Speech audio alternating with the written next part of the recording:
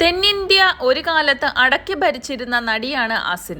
മലയാളത്തിൽ കരിയർ തുടങ്ങി പിന്നീട് തമിഴിലും ഹിന്ദിയിലും തെലുങ്കിലുമെല്ലാം സിനിമകൾ ചെയ്തു. സോഷ്യൽ മീഡിയയിൽ അധികം സജീവമല്ലാത്ത താരം ഇപ്പോൾ പങ്കുവെച്ച പോസ്റ്റാണ് ഏറെ വൈറലാകുന്നത്. അസിന്റെ 6 വയസ്സുള്ള മകൾ 6 ഭാഷകളിൽ എഴുതിയ കത്താണ് ആരാധകർക്കായി പങ്കുവച്ചിരിക്കുന്നത്.